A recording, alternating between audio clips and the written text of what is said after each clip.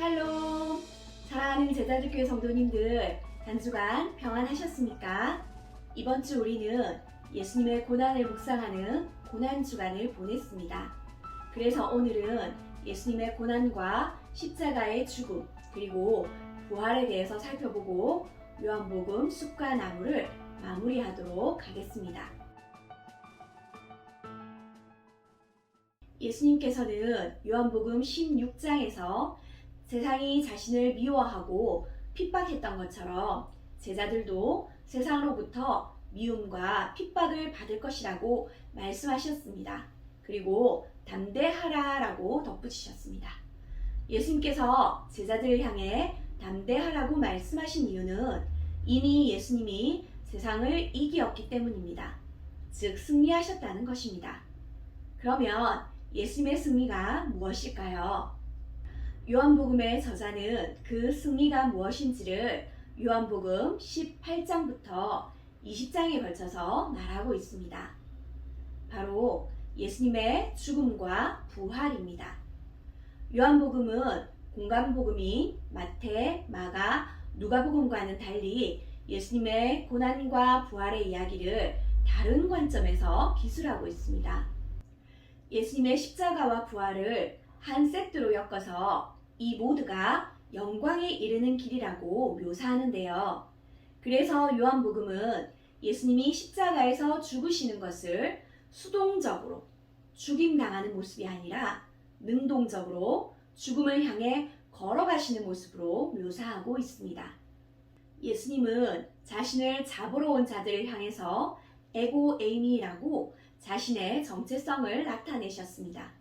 그런데 그 말을 듣고 사람들이 땅에 엎드러졌습니다.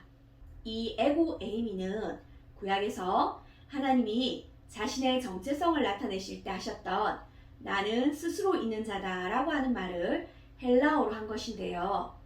유대인들이 죽이기 위해 찾는 이 예수님이 바로 하나님이시다 라고 하는 것을 예수님 스스로 밝히시면서 영광의 십자가를 지기 위해 붙잡히시게 됩니다.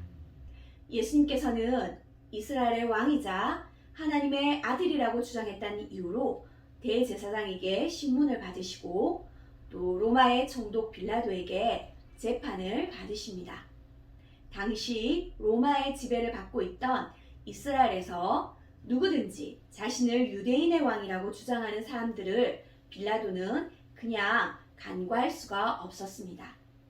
하지만 빌라도는 예수님으로부터 그 어떤 죄도 발견할 수 없었는데요. 왜냐하면 예수님이 주장하신 자신의 나라는 이 세상의 구원을 위한 것이었지만 이 세상에 속한 나라가 아니었기 때문입니다.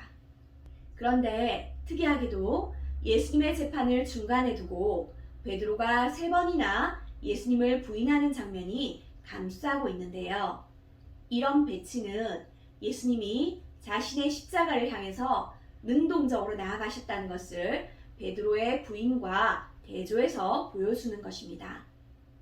또한 예수님을 바르게 알지 못한 사람들은 예수님을 부인하고 죽이는 자리에까지 내어주었지만 예수님의 십자가는 하나님 나라의 왕이신 예수님께서 그의 보좌에 오르시는 것이라는 것을 우리에게 더욱 선명하게 보여줍니다. 유대인들은 율법의 이름으로 자기들을 구원하기 위해서 오신 예수님을 죽이라고 빌라도를 압박했고 빌라도는 밀란을 잠재우기 위해서 죄 없는 예수님에게 십자가형을 선고했습니다.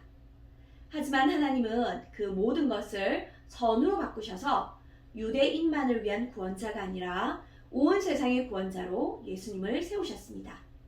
비록 사람들은 나사렛에 무슨 선한 것이 날 수 있는가라고 예수님을 나사렛 예수라고 조롱했지만 예수님이 진정한 구원자라고 하는 것을 예루살렘에 모인 유대인과 로마인들 그리고 이방인들까지 다 알 수 있도록 빌라도를 통해서 명패를 만들게 하시고 예수님의 구원자 되심을 선포하게 하신 것입니다.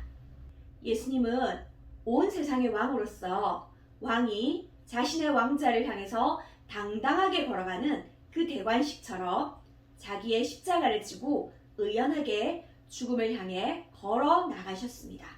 그리고 하나님 아버지가 말씀하신 일에 완전히 순종하심으로 다 이루었다고 말씀하신 후에 예수님의 영혼이 떠나가셨다고 성경은 기록합니다. 예수님의 죽음이 사탄에 의해서 실패한 것이 아니라 자발적이며 완전한 승리였다는 것을 성경은 정확하게 우리에게 보여주고 있는 것입니다. 그렇게 자신의 목숨을 내어놓고 십자가에서 죽으신 예수님을 아리마대 요셉과 니고데모가 장사하는데요. 몇 시간 뒤면 있을 유월절 때문에 유대인들은 예수님을 신문하는 관정에 들어가지 않으려고 했습니다. 그러나 아리마대 요셉과 니고데모는 시신을 가까이 하면 7일 동안 부정해져서 유월절을 지킬 수 없는데도 예수님의 장례를 돕습니다. 원래 이들은 자신들이 가진 기득권을 내려놓고 싶어 하지 않았던 사람들입니다. 자신의 정체가 탄로날까봐 사람들의 눈을 피해서 한밤중에 몰래 예수님을 찾아왔던 사람입니다. 그리고 예수님이 모든 것을 팔아서 가난한 자에게 주고 너는 나를 따르라 라고 했을 때 근심하며 예수님을 떠났던 사람입니다. 그런데 예수님이 요한복음 12장 32절에서 내가 땅에서 들리면 모든 사람을 내게로 이끌겠노라 라고 말씀하신 대로 십자가로 들림 받으시는 그 순간에 아리마대 요셉과 니고데모를 예수님은 자신에게로 이끄셨습니다. 그리고 부활하시면서 제자들을 포함해서 더 많은 자들을 예수님께로 이끄십니다. 부활하신 예수님을 제일 먼저 만난 건 막달라 마리아였습니다. 그리고 예수님은 여러 제자들에게 나타나셨는데요. 사실 제자들은 부활하신 예수님과 그 증거를 보면서도 그것이 어떤 의미인지는 바르게 깨닫지를 못합니다. 특별히 도마는 예수님에게 계속 메시아인 표적을 보여달라고 했던 그 다른 유대인들처럼 손으로 만질 수 있는 증거를 얻기를 원했습니다. 그런 도마에게도 예수님은 자신의 옆구리의 창자국과 못자국을 보여주시면서 그가 진정한 믿음을 가지도록 이끄셨습니다. 자신이 원하는 것이 무엇인지를 분명히 알고 계신 예수님을 통해서 도마는 자신들이 기다리던 메시아가 예수님이시며 구약의 예언이 성취되었음을 진정으로 깨닫게 됩니다. 그래서 도마가 고백한 나의 주님이시요 나의 하나님이십니다 라고 하는 이 고백은 요한복음에서 가장 중요한 고백입니다. 요한복음이 처음부터 그토록 강조했던 하나님이신 예수님에 대해서 드디어 제자 도마의 입을 통해 확증하고 있는 것이기 때문입니다. 요한복음은 예수님의 부활을 그린 후에 21장에서 마무리되는데요. 요한복음 21장은 전체 요한복음이 말하고자 했던 것이 무엇인지를 압축해서 보여주고 있습니다. 부활하신 예수님께서는 제자들에게 처음 나타나셔서 하나님 나라의 샬롬을 선포하셨습니다. 그리고 제자들을 향해 자신이 아버지께로부터 보냄을 받고 왔듯이 이제 제자들도 예수님의 뜻을 따라 사는 삶을 살도록 보내신다고 말씀하신 후에 성령을 받으라라고 하셨습니다. 그러나 제자들은 부활하신 예수님을 믿는 자들로서 어떻게 살아야 하는지를 몰랐습니다. 예수님과 3년 반이나 함께하고 예수님이 행하신 말씀을 직접 듣고 또 그분이 그리스도 되심을 나타내는 표적을 두 눈으로 똑똑하게 보았음에도 불구하고 베드로는 예수님을 배신했습니다. 심지어 부활하신 예수님을 만났었지만 그는 예수님으로부터 보냄받은 사람으로서 어떻게 살아야 하는지 몰랐기 때문에 다시 예전으로 돌아가 버렸죠. 그런데 예수님은 그 베드로를 직접 찾아가셔서 주의 사랑을 나타내 보이시며 다시 그들이 어떻게 살아야 하는지를 알려주셨습니다. 특별히 3번이나 예수님을 배반한 베드로에게 배반한 그날의 기억을 선명하게 떠올릴 수 있는 숯불을 앞에 두시고 예수님을 향한 베드로의 마음이 무엇인지를 알 수 있도록 인도하셨는데요.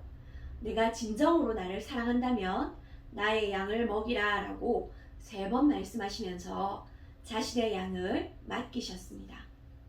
사랑하는 제자육교회 성도님들, 우리는 제자들의 증언하는 말로 예수님을 그리스도로 알고 믿게 된 자들입니다.